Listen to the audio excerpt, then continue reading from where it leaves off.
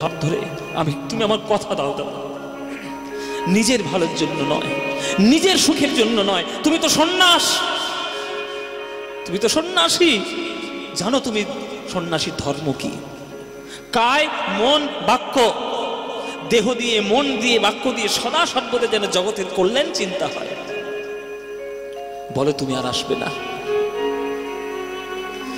মায়েরা, এই কথাটা বলতে গিয়ে নিত্যানন্দের বুক যেন ফেটে যাচ্ছে, চৌচির হয়ে যাচ্ছে, কিন্তু কিচ্ছু করার নেই।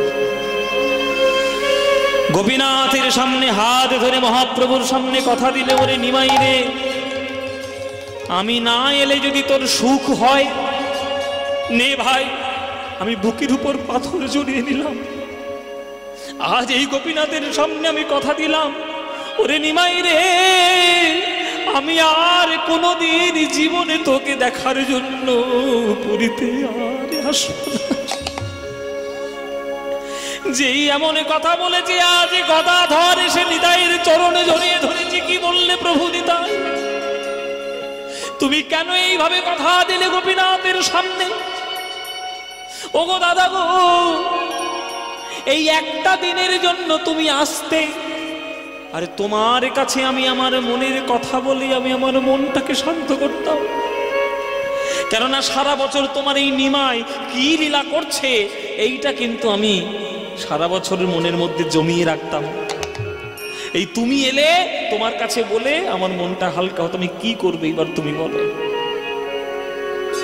প্রভু তখন আশীর্বাদ দিচ্ছে, গদাধর তুমি এত চিন্তা করছো কেন? মনের কথা মনের মধ্যে লুকিয়ে রাখো। আবার যখন আমরা সবাই মিলে আসবো, তখন আবার সেই মনের কথা তো জগতের কাছে বলতে হবে। এই গোপীনাথ সামনে আমি তো কথা দিলাম, গঙ্গাধর এসেছিল বলে পাঠিয়ে দিয়েছি, আমি কিছুদিনের মধ্যেই তাদের মধ্যে যাব আমার অংশরূপে। আমি আবার জগতের মধ্যে প্রকাশ হব আমার অন্য স্বরূপ নিয়ে, শ্রীনিবাস আচার্য রূপে। এই দাদা নিতাই হবে নরোত্তম দাস ঠাকুর রূপে। আর গদাধর তোমার আবার পুনর্জন্ম হবে রামচন্দ্র কবিরাজ রূপে। এই রামচন্দ্র কবিরাজ রূপে এলেই আমরা তিন ভাই মিলে আবার সেই প্রেমের বন্যা বাংলার মধ্যে ছড়িয়ে দেব। যাও। মহাপ্রভু সেদিন কথা দিয়েছিলাম আমি আবার আসব। তাই মহাপ্রভুর স্বরূপ, মহাপ্রভুর অংশ অবতার আবার এসেছিলেন। নবদ্বীপ, নদিয়া জেলাতেই জন্মগ্রহণ করেছিলেন। নবদ্বীপে নয়, কিন্তু নদিয়া জেলার মধ্যেই চাকন্দি গ্রাম, শ্রীনিবাস আচার্য রূপে। শ্রীনিবাস আচার্যের কথা এখানে আমি করেছি, আমি লীলা করে গেছি। আমার মনে থাকে মোটামুটি সবকিছু, যে কোথায় কি করেছি না করেছি, বিশেষ করে যেখানে ভালোবাসার আসর সেখানে। সে শ্রীনিবাস আচার্য রূপে মহাপ্রভু এসেছিলেন, নরোত্তম দাস ঠাকুর রূপে এসেছিলেন নিত্যানন্দ, আর রামচন্দ্র কবিরাজ ঠাকুর রূপে এসেছিলেন আমার এই গদাধর। এই গদাধর রামচন্দ্র কবিরাজ রূপে জন্ম নিয়ে গুরু ভক্তি প্রতিষ্ঠা করেছিল জগতের মাঝখানে, গৌড়ীয় বৈষ্ণব সমাজে, ভক্তদের মাঝে। সেই রামচন্দ্র গদাধরের পুনর্জন্ম, সেই কথাই আজকে আমরা সাধন করব। চলো তাহলে গদাধর পুনর্জন্ম রূপে রামচন্দ্র কবিরাজ রূপে জন্মগ্রহণ করলেন আমাদের বাংলায়। কোথায়? মুর্শিদাবাদ জেলার বুধরি গ্রাম, ভগবানগোলা থানার অন্তর্গত বুধরি গ্রামে এই জন্মগ্রহণ করলেন রামচন্দ্র। মায়ের নাম সুনন্দা দেবী, পিতার নাম চিরঞ্জীব সেন। এই চিরঞ্জীবের বাড়িতে সুনন্দা দেবীর গর্ভে গদাধর পুনর্জন্ম রূপে জন্মগ্রহণ করলেন। রামচন্দ্র জন্মিল চিরঞ্জীবের ঘরে, রামচন্দ্র জন্মিল চিরঞ্জীবের ঘরে, রামচন্দ্র জন্মিল চিরঞ্জীবের ঘরে, রামচন্দ্র জন্মিল চিরঞ্জীবের ঘরে। তাহা দেখি নারীগণ উলুধ্বনি করে, তাহা দেখে নারীগণ উলুধ্বনি করে, তাহা দেখে নারীগণ উলুধ্বনি করে, তাহা দেখে নারীগণ উলুধ্বনি করে। উলুধ্বনি শঙ্খধ্বনি করে নারীগণ, উলুধ্বনি শঙ্খধ্বনি করে নারীগণ। আর বাহু তুলে জয়ধ্বনি দেয় ভক্তগণ, বাহু তুলে জয়ধ্বনি দেয় ভক্তগণ। আনন্দ বার ধরে না, আনন্দ ধরে না, ওই রামচন্দ্রের জন্ম হেরে আনন্দ বার ধরে না, রামচন্দ্রের জন্ম হেরে আনন্দ ধরে না, ওই চিরঞ্জীবের ঘর আলো আনন্দ বার ধরে না, ওই চিরঞ্জীবের ঘরে আলো। হরি হরি হরি বলো ভাই, চিরঞ্জীবের ঘরে এলো। হরি হরি হরি বলে রামচন্দ্রের জন্ম হেরে, হরি হরি হরি বলে রামচন্দ্রের জন্ম হেরে, হরি হরি হরি রামচন্দ্রের জন্ম হেরে, হরি হরি হরি বলো। আনন্দ ধরে না, আনন্দ ধরে না, আনন্দ ধরে না। ও মায়েরা, ঘরে যদি একটা নাতি নাতনি হয়, দাদু দিদার মনে আনন্দ হয় না? আহা গো, বংশ রক্ষার জন্য নাতি এসছে, হ্যাঁ, আর এত সুন্দর দেখতে, একেবারে দুধি আলতা গায়ের রং, কি সুন্দর টকটক করছে, দেখো মুখের দিকে তাকালেই তোমার মুখে একবার শান্তি হয়ে যাবে। আহা, এই যেমন নাতি, মুখটা দেখে নাও মায়েরা, কি সুন্দর ছেলে হয়েছে। ও মায়েরা, ছেলে হলেই আনন্দ হয়। তোমাদের এই যে আশেপাশে যে এই গ্রামে এই যে পাড়া প্রতিবেশী যদি ছেলে হয়, আনন্দ হয় না? কি গো মায়ের, আনন্দ হয় কি না? তা এত যদি আনন্দ, ঘুমটা দিচ্ছে কি করে? ঘুমের ছিরিটা দেখো, শুধু ঘাড় ভাঙবে এইবার। ওই দেখো, হ্যাঁ, তোমার ঘাড় ভেঙে গেলে কাকা ধরবে আমার। কি গাইলি বাবা, ঘাড় ভেঙে দিলি? ওটে বসুন, গায়ে জল, গঙ্গা জল ছড়া দেবো একবার, ওটো। কি গো মায়েরা, তোমাদের আনন্দ হয় কি না? হয়। তাহলে ছেলে হলে আনন্দ হয়, আর মেয়ে হলে? যদি একবার না বলেছে, আজের ব্যবস্থা করে দিতাম তোমাদের।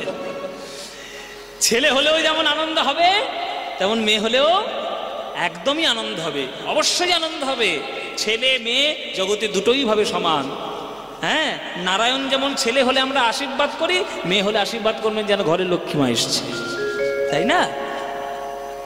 জন্ম নিল রামচন্দ্র, সুনন্দা দেবীর গর্ভ থেকে জন্ম নিয়ে বড় হচ্ছে।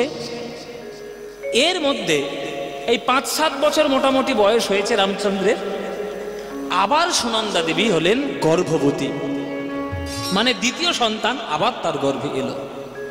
কিন্তু এইটাই হলো তার কাল, এটাই তার কাল হলো। মায়েরা, দ্বিতীয় সন্তান তার গর্ভে, 8ম মাস তিনি গর্ভধারণ করছেন। ঠিক সেই সময় কাল হলো তার বিপরীত ভাগ্যে। সুনন্দা দেবীর স্বামী চিরঞ্জীব সেন মৃত্যুবরণ করলেন।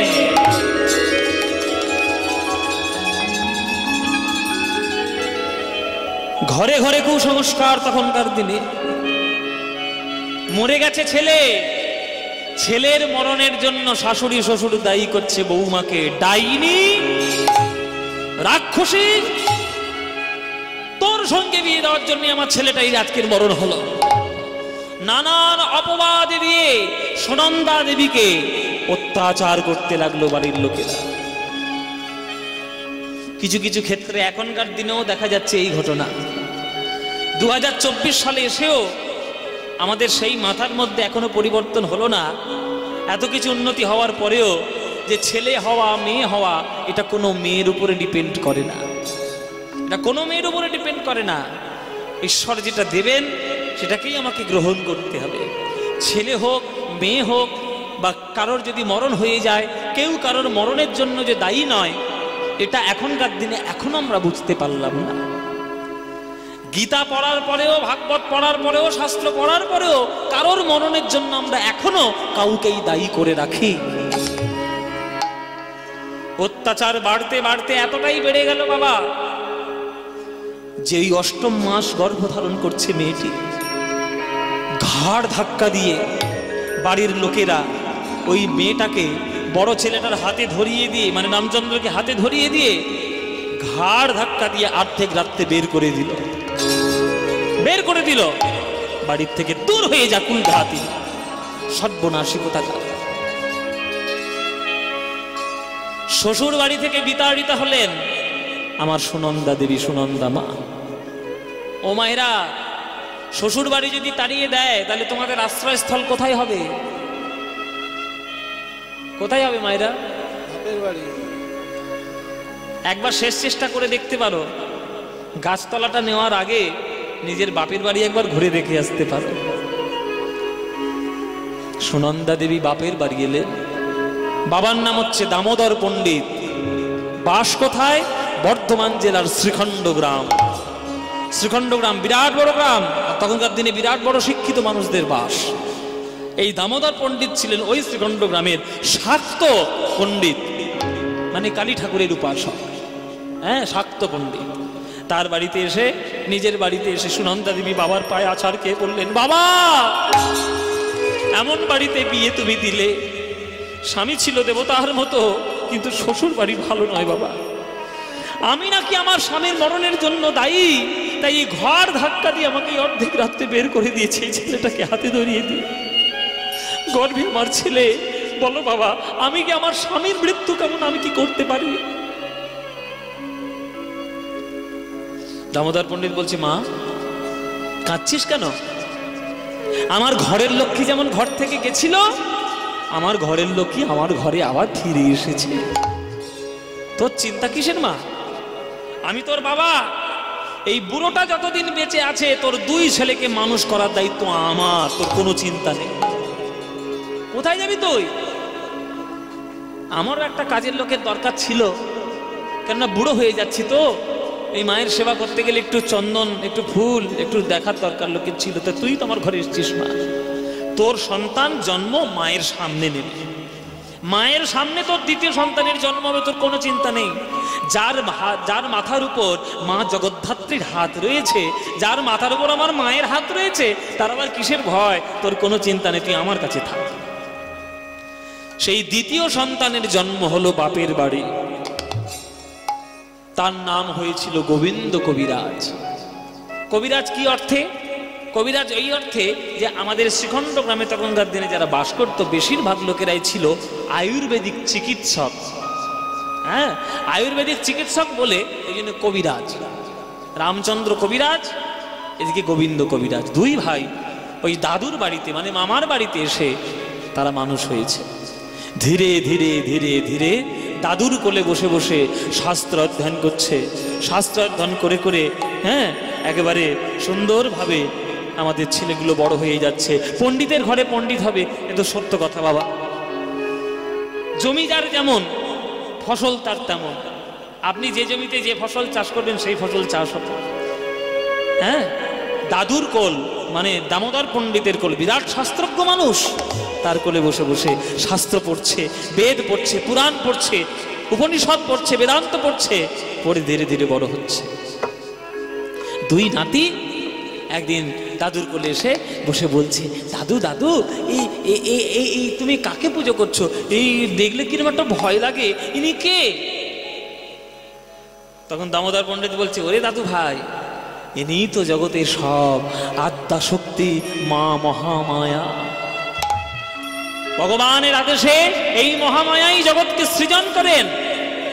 কারণার নবসায়ী নারায়ণ যখন মায়ার প্রতিক্ষণ করেন, মায়া হয় গর্ভবতী, আর মায়া কোনো সন্তান প্রসব করে না, অজস্র ব্রহ্মাণ্ড প্রসব করেন।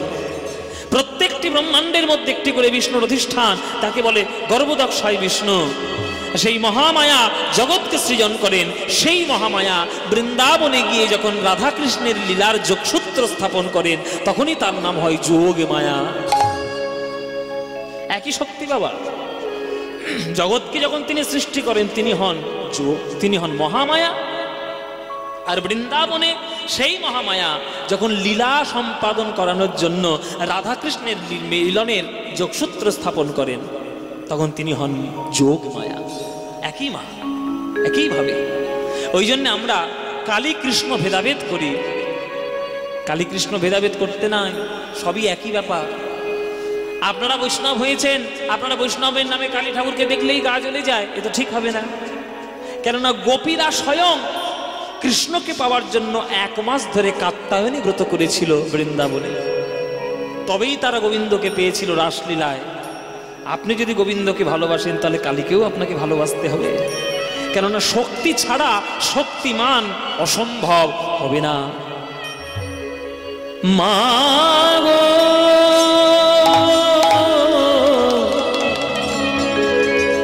মা গো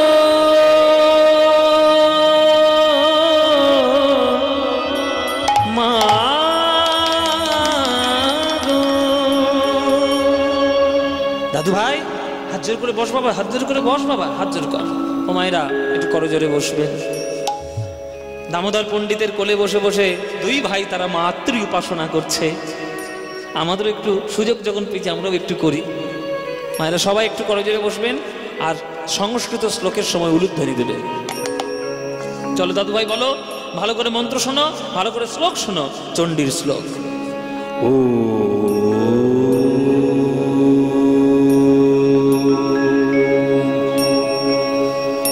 त्वं स्वाहा त्वं स्वधा त्वं हि वष्णकारस्वरात्मिका सुधातमक्षरे नित्ये त्रिधामात्रात्मिका स्थिता अर्धमात्रा स्थिता नित्या यानचर्या विशेषतः त्वयि विधारयते सर्वं त्वयि तत्सृज्यते जगत् त्वयि तत्पाल्यते देवी त्वमत्सन्ते च सर्वदा विशिष्ट सृष्टि रूपा त्वं स्थितिरूपा च पालने तथा संह्रीन्द्र रूपान्ते जगतस्य जगन्मये महाविद्या महामाया महामेधा महाश्रुतिः महामोह च भवति महादेवी महाशूरि प्रवृत्तिस्तवस्य सर्वत्र धर्मादीनि कालरात्रि महारात्रि रात्रिश्चरारुण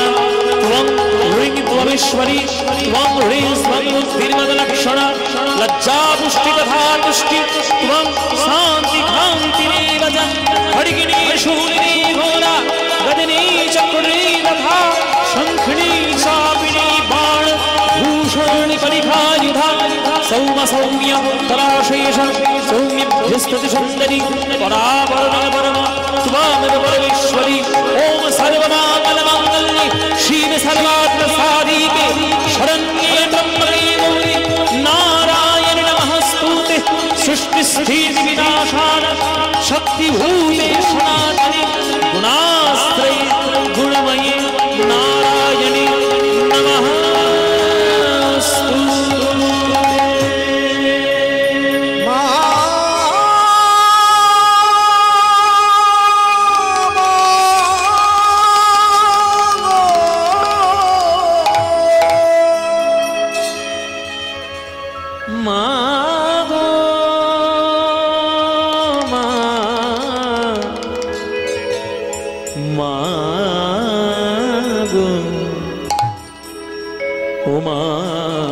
জননী মা জননী জননী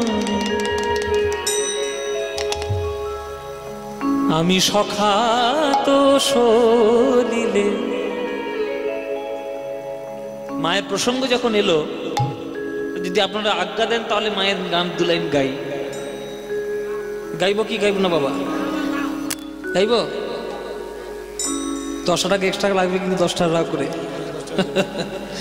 চলো, এইসব গান হচ্ছে আমাদের শ্যামা সঙ্গীতের, মানে আমাদের মাতৃসঙ্গীতের, এগুলো হচ্ছে শ্রেষ্ঠ গান। আমি সখা তো সলিলে ডুবে মরি শ্যামা মা দোষ কারো নয় গো মা, মা গো দোষ কারো নয় গো মা। আমি সখা তো সলিলে ডুবে মরি শ্যামা দোষ কারো নয় গো মা, মা গো দোষ কারো নয় গো মা। আমার ধর্ম হলো কোদণ্ড স্বরূপ, পুণ্য ক্ষেত্র মাঝে কাটিলাম কূপ। ধর্ম হলো কোদণ্ড স্বরূপ, পুণ্য ক্ষেত্র মাঝে কাটিলাম কূপ। আর সে কূপে বেড়িল কালের উপজল, কাল মনোরমা মা দোষ কারো নয় গো মা। আহা বাবা, এ হচ্ছে গান, এ গানের মতো গান।